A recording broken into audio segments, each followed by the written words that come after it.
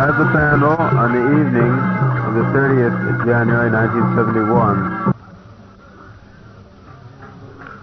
कृष्ण भक्त निष्काम अतएव शांत। इसको पहले चैतन्य महाप्रभु की शिक्षा रूप गोस्वामी ये प्रयाग क्षेत्र में आज से 450 वर्ष पहले चैतन्य महाप्रभु जब वृंदावन से लौट रहे थे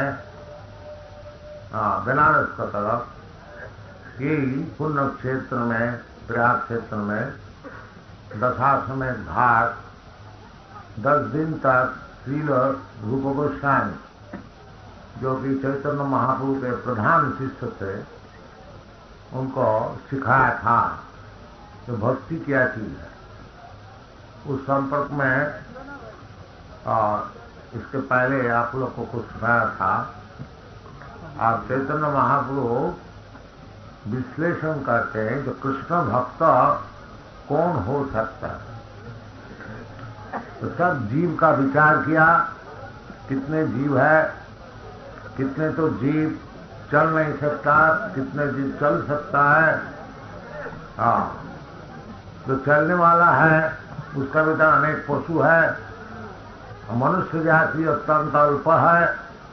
मनुष्य जाति का भीतर ज्यादा म्लेच्छ, जवान, सवार, बौद्ध ये सब है।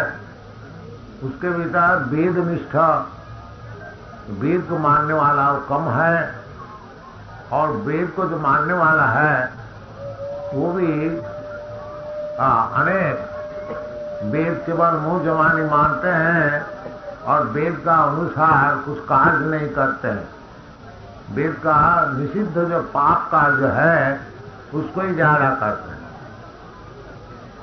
फिर जाकर के जो वेद निष्ठा है, असल वेद मानने वाला है, उसका भीतर ज्यादा कर्मनिष्ठ है, कर्मकांडीय विचार।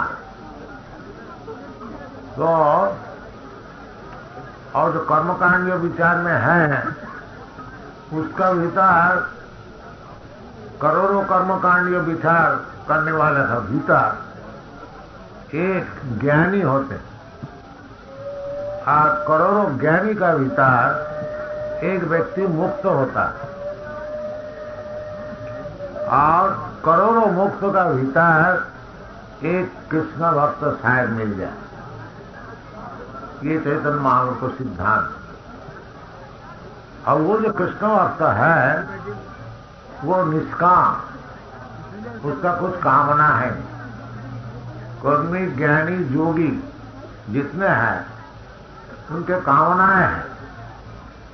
कर्मी जो है वो कर्म करके दुनिया को भोग करने को चाहते, इसका नाम है कर्मी।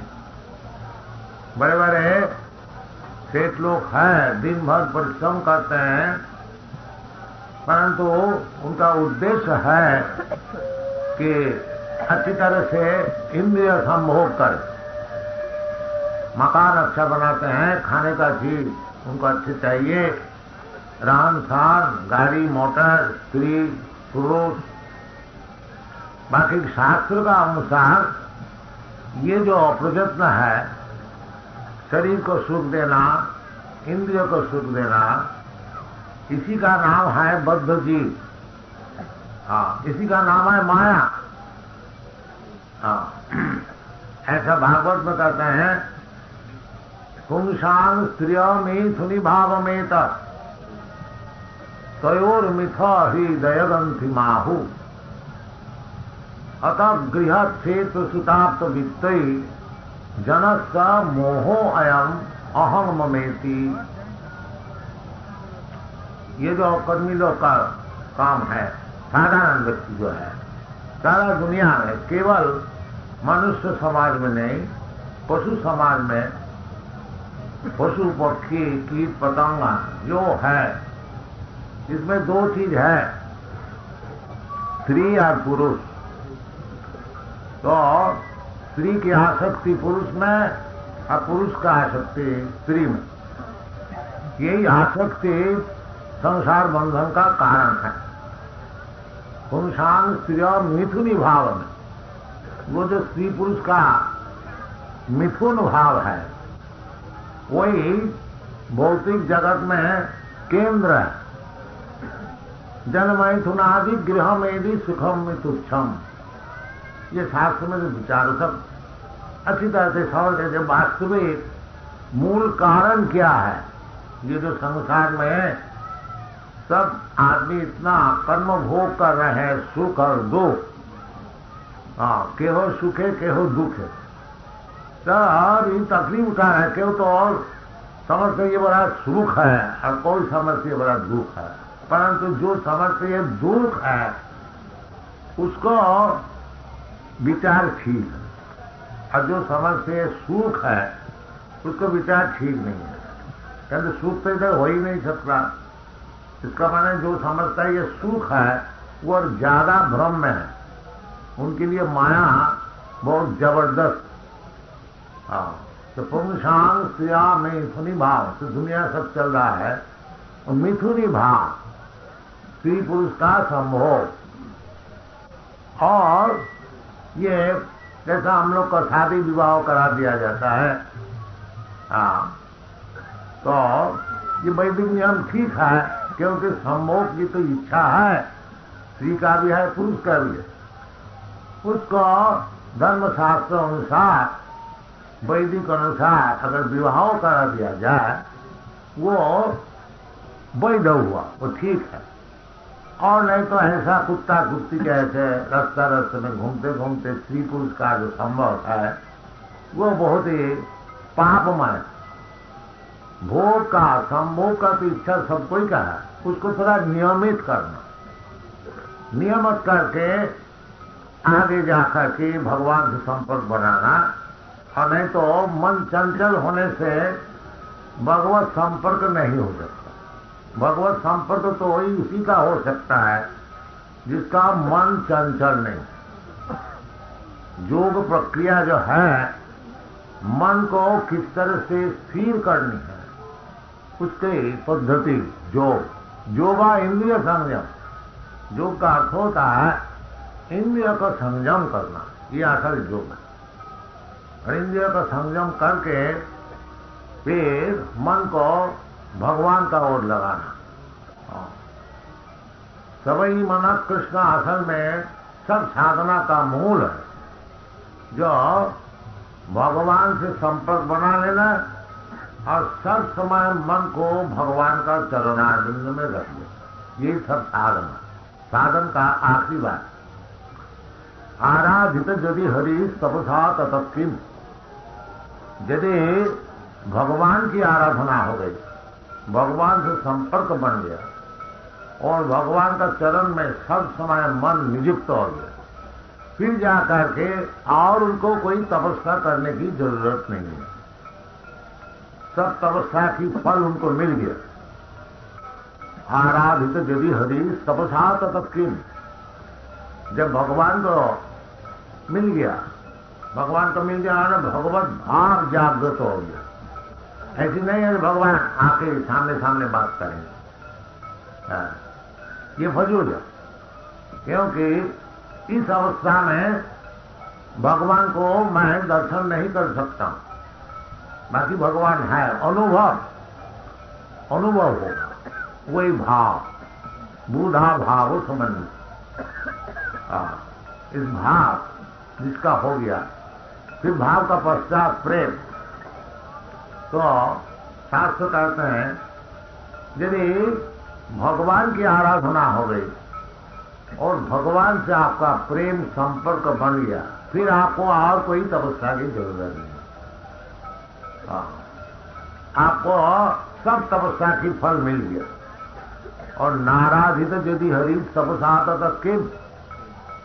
और यदि सब तपस्या करके आगे जाकर के असल में भगवान से ही संपर्क नहीं बना, इधर उधर का बातें सब करते रहे, मैं भगवान है, तुम भगवान है, हाँ भगवान नहीं है, भगवान मर गया, भगवान और से कहते हैं। इस प्रकार अगर सिद्धांत हो गया तो फिर क्या तपस्या का फल हुआ? वो तपस्या सब बेकार, क्योंकि भगवान से संपर्क नहीं मिला। आराधित यदि हरि तपसा ततः किम, नाराधित यदि हरि तपसा ततः किम, अंतर बहि यदि हरि तपसा ततः किम। यदि अंतर में और बाहर में सब जगह भगवान का ही दर्शन होता, जो वास्तविक भगवान से प्रेम हो गया, हाँ प्रेमांजन छुरित भक्ति विलोचन, जिसका आंख में प्रेम रूप अंजन लगा दिया गया, वो सब समाई भगवान को ही दर्शन करता है, बाहर भीतर। हाँ प्रेमांजन छुरित भक्ति विलोचनेन संत सदैव हृदयेषु विलोकयन्। यंग वो भगवान कौन है? यंग श्याम सुंदरम अचिंत गुणस्वरूपम, वो भगवान श्याम सुंदर है, द्विभुज मुरलीधर श्याम कृष्ण। जन श्याम सुंदरम अचिंत गुणस्वरूपम गोविंदमादि पुरुषम तमाहम भजामि। ब्रह्म संगाति है संहिता की वचन। इसी प्रकार अंतर्बहि यदि हरि तपसा, जिसको अंतर में बाहर में जो भगवत भक्त होता है, वो सब चीज केवल भगवान का ही संपर्क में देखता, और उसी वक्त उनको भगवान का स्मरण हो जाता। और यही चीज चाहिए, जिस सब समय भगवान का स्मरण में रहो। तो जीवन का ऐसी बनाना चाहिए कि दुनिया में घूमते फिरते रहो और कोई भी चीज देखो वो भगवान का संपर्क से देखो, और उसी वक्त भगवान का स्मरण हो गया, तुम्हारा जीवन तो ऐसे जीवन बनाना। जैसा एक फूल है, एक बगीचा में बहुत सुंदर फूल है, कर्मी भोगी वो देखता है जो बड़ा सुंदर फूल है, इसको ले अपना कोट में लगा दो और उसका सुगंध भोग कर। ये कर्मी का दर्शन है। और ज्ञानी का दर्शन है, देखो जी ये फूल है, ये किस तरह से फूल फूटा हुआ है, इसका कारण क्या है, किधर से इसको पानी मिलता है, किस तरह से ये लाल हो गया, किस तरह से और रंग हो गया, कैसे इसको सजाया गया, उसका खोज में जैसे साइंटिस्ट वो लोग अनुसंधान करते हैं ये फूल कैसे, ये ज्ञानी का दर्शन। और जो भगवत भक्त है वो क्या देखता है? वो देखता है कितना सुंदर फूल है, कितना सुगंधित है, चलो इसको ले जा करके भगवान का चरण में दे दिया। ये भक्त का दर्शन। एक ही फूल है, कर्मी एक दर्शन करते हैं, ज्ञानी और एक दर्शन करते हैं, और जो भक्त है वो और एक दर्शन करते हैं। और असल में जो भक्त का दर्शन है वही समुचित है, क्योंकि वो जानते हैं कि भगवान का कारीगरी कैसा है। परार्थ शक्ति विविधैव श्रूयते स्वाभाविक ज्ञान बल क्रिया।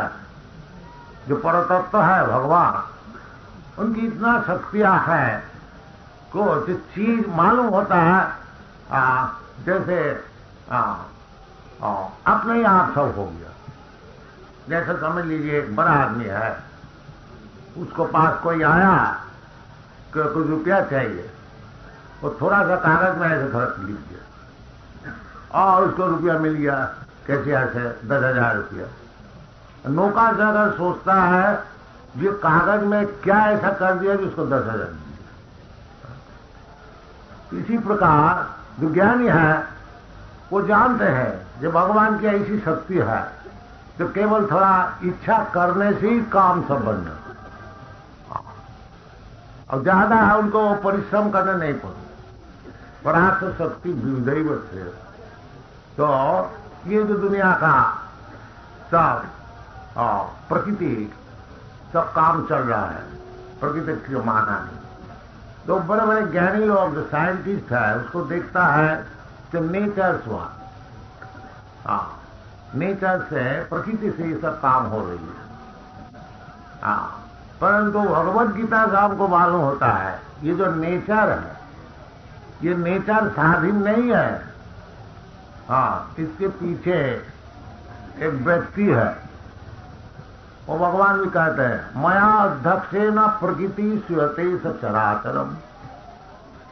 अध्यक्षता से, जैसा ये बत्ती जल गई, यहां से कोई व्यक्ति स्विच टिप दिया, बत्ती जल गई, और जो मूर्ख है देखता बत्ती हाथ से जल नहीं, हाथ से आप कुछ काम नहीं हो सकता है। जड़ का इतनी शक्ति है नहीं जो हाथ से आप कम कर है जड़ वस्तु। इसीलिए जड़ को भगवत गीता में कहते हैं अपरा प्रकृति, निकृष्ट,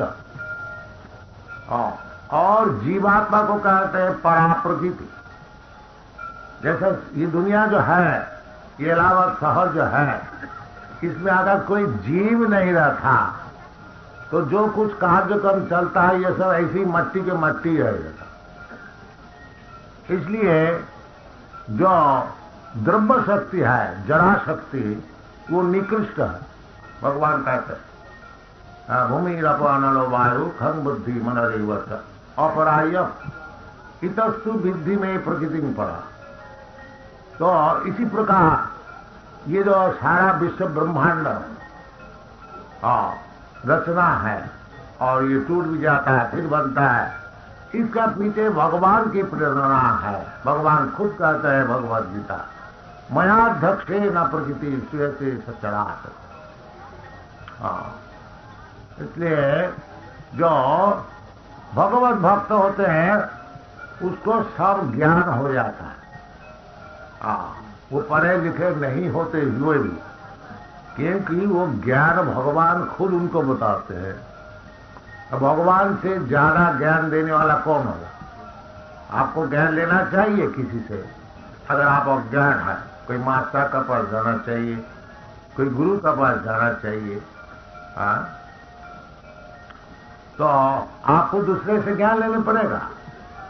बाकी भगवान जो है वो शतक ज्ञान, सरा अविज्ञ।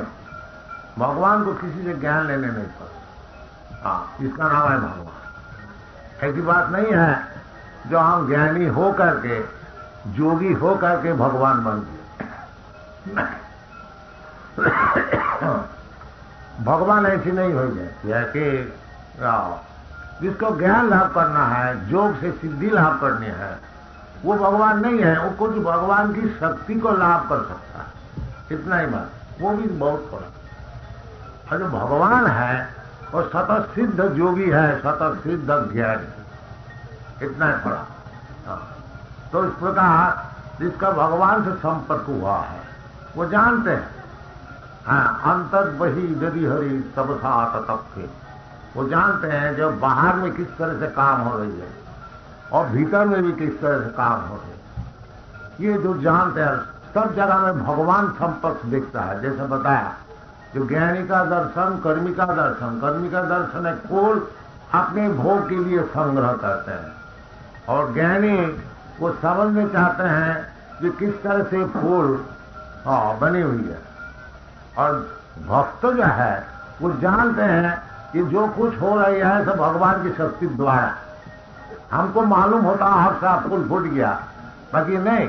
तो भगवान की इलेक्ट्रिक एनर्जी ऐसी है जो मालूम होता हाथ साफ हो गया। जैसा वो उदाहरण दिया कि बत्ती हाथ साफ जल गई, नहीं बत्ती हाथ साफ नहीं जलती, उसका भीतर कोई स्विच दबाने वाला है। इसी प्रकार जो कुछ दुनिया में संभव हो रहा है वो सब भगवान की प्रयास शक्ति विविधैव न तस्य कार्यम करणंच विद्यते। ये उपनिषद की वाणी है। जो परब्रह्म भगवान है, परमेश्वर, उनको हाथ से कोई कार्य नहीं करने पड़ता। जैसे बड़े भारी आदमी है, लाखों रुपया का काम हो रहा है, फैक्ट्री चल रहा है, ऐसी बात नहीं है जो जा करके उधर जाके खड़ा होके अपने हाथ से काम कर। ये तो बहुत सरल है। तो इस प्रकार यदि साधारण कोई दुनिया का एक बड़ा आदमी है, उसको जब हाथ से कुछ नहीं करने पड़ता, तो भगवान आके क्यों परिश्रम करे? इसके अनेक शक्तियां हैं, पराश शक्ति विविध। इसलिए स्वाभाविक भाव से काम हो रहा है। ताकि जो मूर्ख है वो समझता नहीं, वो देखता है आपसे आप कोई चीज काम होने वाला नहीं है। आप कोई एक्सपेरिमेंट कीजिए, कोई चीज आपसे आप नहीं होता। किसी का निर्देश से होता है, किसी का हाथ से होता है, किसी का ब्रेन से होता है, सभी चीजें से। तो ये जो जानते हैं, और इसीलिए वो जानते हैं दुनिया में जो कुछ चीज है वो भगवान का है। जो द्रव्य है और देखा दुनिया में आप लोग सब देख रहे हैं, ये प्रकृति का मालूम होता है, जो प्रकृति से हो रहा है साइंटिस्ट, पर नहीं, ये सब भगवान की चीज है, भगवान की बनाई हुई है, और भगवान का निर्देश से प्रकृति काम कर रही है। जैसे ब्रह्म संहिता में बताते हैं, सृष्टि स्थिति प्रलय साधन शक्ति रेखा। सृष्टि स्थिति प्रलय साधन करने के लिए भगवान की एक बड़े भारी शक्ति है। वो शक्ति क्या है? छाए वजस्त भुवनानि विभर्ति दुर्गा, वो दुर्गा शक्ति। ये जो भौतिक जगत में जो कुछ काम हो रही है, ये दुर्गा शक्ति द्वारा। दुर्गा का अर्थ होता है, ये जो दुर्गा है, जैसा कोट है आपका सामने, उसके जो मालिक है उसका नाम है दुर्गा। देव इसलिए देवी धाम, ये भौतिक जगत का नाम है देवी धाम, और चित जगत का नाम है वैकुंठ धाम। वैकुंठ का अर्थ होता है भगवान, और देवी दुर्गा। ये तो भौतिक जगत है, ये देवी दुर्गा देवी का अधीन है, सृष्टि स्थिति प्रलय साधन। इसलिए जो लोग भौतिक सुख चाहते हैं तो देवी की उपासना करते, धनंग देही, उपंग देही, दशंग देही, ये सब देव। परंतु ये कर्मी का बात है। और ज्ञानी जो है वो देख लेता है, बहुत कुछ देवी से ले लिया, बाकी सुख नहीं मिला। असल में देवी वो त्रिशूल ही हमारे छाती में रख दिया। आप लोग तस्वीर देखे हैं, जो असूर जो है वो भी देवी प्रसव किया है, बाकी उसको शासन है, उसके लिए शासन है। इस प्रकार जो हम लोग दुर्गा देवी को मां कहते हैं, क्योंकि भौतिक जगत में जो हमारा शरीर है वो मां से जैसा शरीर मिलता है, वो देवी से आपको शरीर मिला। परंतु जो देवी यानी शाक्त अवस्था से और आगे जाते हैं, वो आखिरी अवस्था जो है उसका अवस्था का नाम वैष्णव। ये सब विचार है। तो इसलिए चैतन्य महाप्रभु अनेक विचार करके ये स्थापन किया कि कोटि मुक्त मध्य दुर्लभ कृष्ण भक्त। अनेक करोड़ों जो मुक्त हो गए, मुक्त और मुक्त माने दो प्रकार के होते हैं। एक तो झूठ मूठ अपने को समझते हैं कि मैं मुक्त हूं, और एक वास्तविक मुक्त है।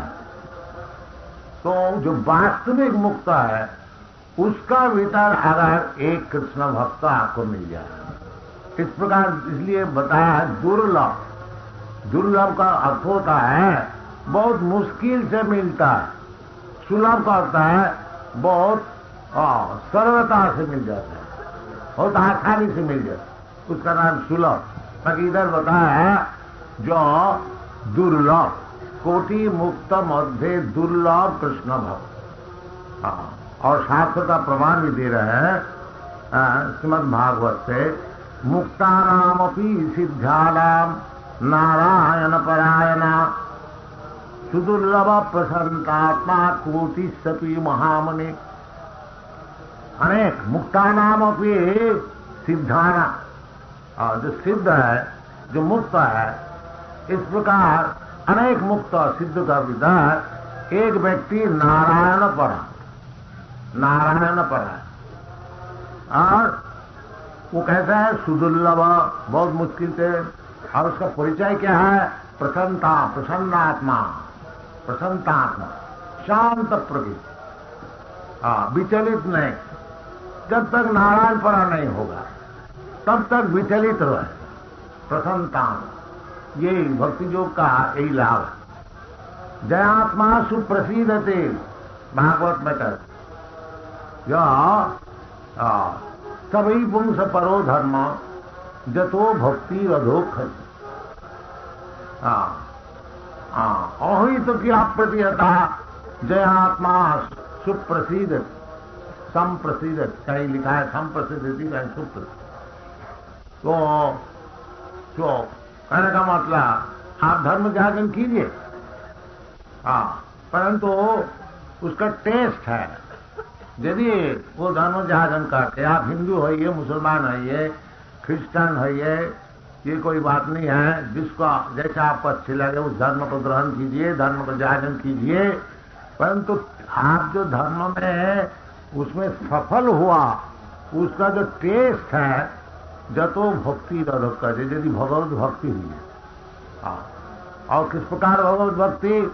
अहित की, कोई कारण नहीं, कारण नहीं है और प्रतिबंध भी नहीं। ऐसी बात नहीं है जो मैं गरीब है, मैं कैसे भगवत भक्ति करूंगा, कि मैं मूर्ख है और मैं म्लेच्छ है, मैं और कुछ है, बहुत कुछ है, आदमी कह सकते हो। नहीं, भौतिक कारण द्वारा भगवत भक्ति रुक नहीं सकता।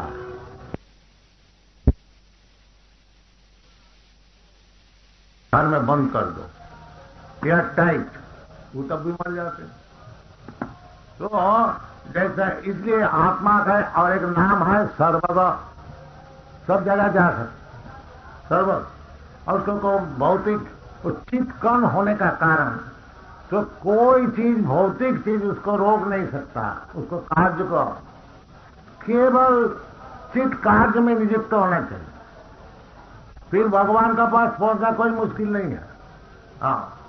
जैसे भगवान कहते हैं तत्ता देहं पुनर्जन्म नैति मामेति, जैसा शरीर त्याग कर दिया उसी वक्त भगवान का बस चला, उसी वक्त, नॉट इवन ए सेकेंड। जैसे समझ लीजिए, जैसे जड़ शक्ति, आपका शरीर है, आप इधर से बंबई जाने को चाहते हैं तो बहुत देर लगेगा, चाहे एरोप्लेन में जाइए चाहे रेल में जाइए, बाकी आपका जो मन है वो चाहे बंबई जाने को चाहते हैं 1 सेकंड में पहुंच जाए। देखिए ये जड़ शक्ति जो है, इससे मन बहुत सूक्ष्म है और मन से भी और सूक्ष्म है आत्मा, उसकी किसी शक्ति है, आप समझ लीजिए। तो हम लोग जानते ही नहीं, ये जो भगवान का अंश जो जीव है उनकी कितनी शक्ति हो सकती है। वो जो शक्ति है वो भगवान से संपर्क होने से वो शक्ति की अनुभव होता है, उसको पहले में। अभी जो हमारा स्टेज है ये आत्मबुद्धि, जस्सात्म बुद्धि कुनपित विधात, ये शरीर से आत्मबुद्धि है, इसलिए शास्त्र उसको गधा करते हैं, सैव गोखरा। सब शास्त्र में सब विचार है, कहते हैं जो सात बुद्धि कुनपित धातु के, ये जो थैली है, ये कहा कि थैली है 3 धातु, कफ पित्त वायु से थैली बनी है। त्रिधातु के, त्रिधातु का जो थैली है, इसमें जिसका आत्मबुद्धि है, जो सात बुद्धि कुनपित धातु सभी कलत्रादिशु, और ये शरीर से जिसका संपर्क है, जैसे हमारे शरीर से स्त्री से संपर्क है और स्त्री से बच्चे सवारे पैदा हो उससे संपर्क है, ये हमारे शरीर से पिताजी से संपर्क है, और पिताजी से शरीर से हमारा भाई बहन सा उससे संपर्क है। ये सब जो समझते हैं यही हमारा आत्मीय है, ये हमको सब रक्षा करेंगे। वो भी शास्त्र में कहते हैं सैव गो खर, ये सब गौ गधा है। जिस साथ जब मरने का समय होगा, ये शरीर का संपर्क में से जो कुछ है, ये कुछ हमको काम नहीं देगा।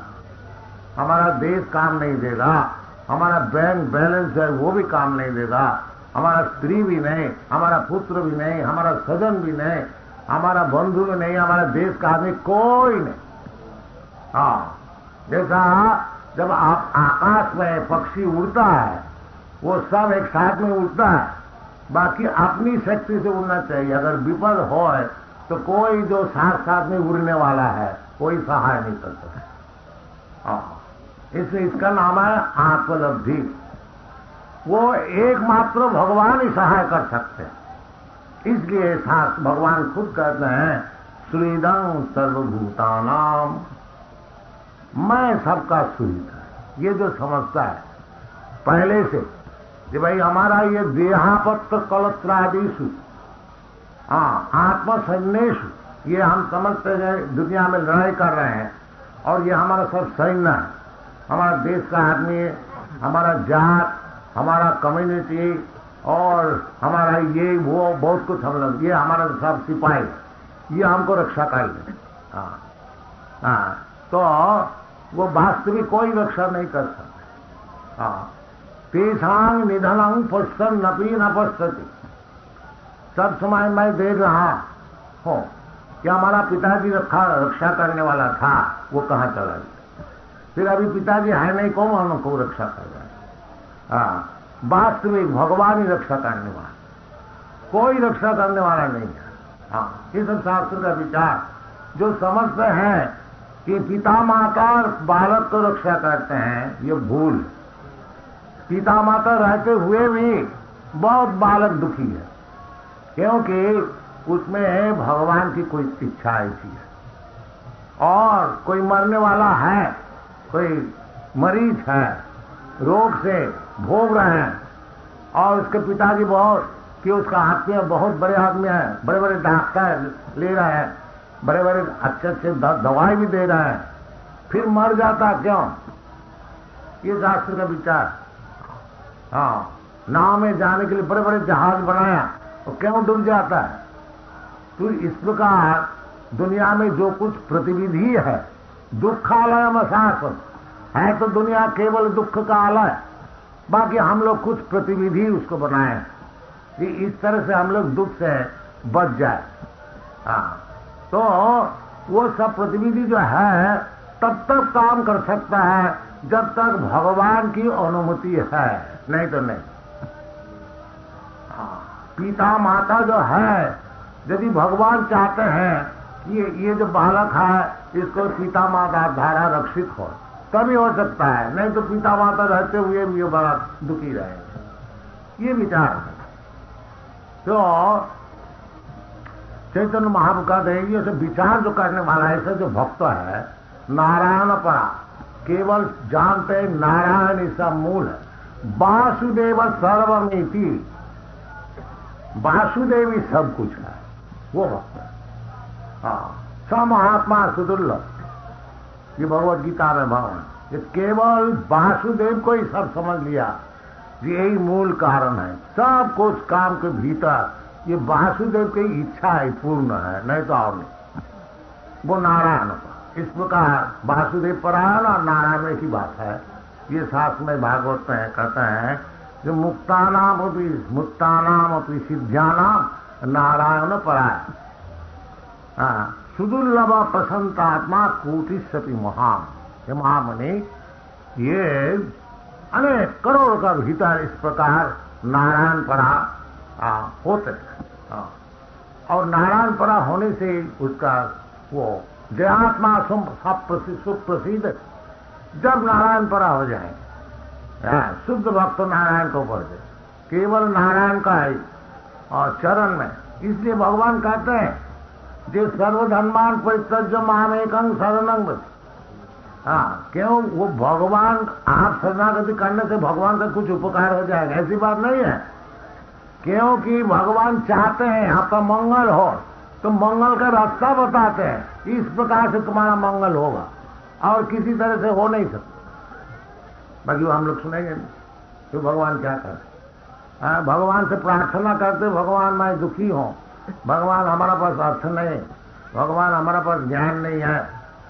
तो ये सब भगवान से प्रार्थना करते। भगवान जब खुद कहते हैं तो सब तुमको हम दे देंगे, पहली बात है तुम हमारा शरणागत हो जाओ। वो बात हम नहीं करेंगे। बस आपको सब बात सुन लेंगे, बाकी आप जो दवाई बताएंगे उसको आप नहीं पिएंगे। तो डॉक्टर बेचारी क्या करे। तो इसी प्रकार सब शास्त्र में यही निर्देश है, जब भगवान का चरण में शरणागत हो जाओ तुम्हारा सब दुख मिट जाएगा। भगवान खुद भी कहते हैं। और हम लोग का जो कृष्ण भक्ति, ये प्रचार, ये संघ है, यही आदमी को समझाते हैं और कुछ हम लोग का काम नहीं। हम लोग इसको अपने भी समझने के लिए प्रयत्न करता हूं और दूसरे को यही बात होती। भगवान कहते हैं सर्वधर्मान परित्यज्य मामेकं शरणं, सब छोड़ करके हमारा चरण में शरणागत हो जाओ, मैं तुमको सब पाप का फल से मैं रक्षा करूंगा। मतलब भगवान जब रक्षा करने के लिए प्रतिज्ञा कर रहे हैं, फिर हमारा डर का क्या बात है। ये बात नहीं है कि भगवान का चरण शरणागति भी करें और पाप भी करते रहे, नहीं, ऐसी बात। अगर भगवान का चरण में मैं पूर्णतया शरणागत हो गया, अपना जीवन भगवान का चरण में समर्पित कर दिया, तो जरूर हमारा पाप उसी वक्त सब नष्ट हो। और फिर हमको चाहिए और पाप नहीं करना, फिर भगवान हमको रक्षा करेंगे, कोई हमारा दुख नहीं है, सब सुखी सुख है। Thank you very much. Hare Krishna Krishna Krishna Hare Hare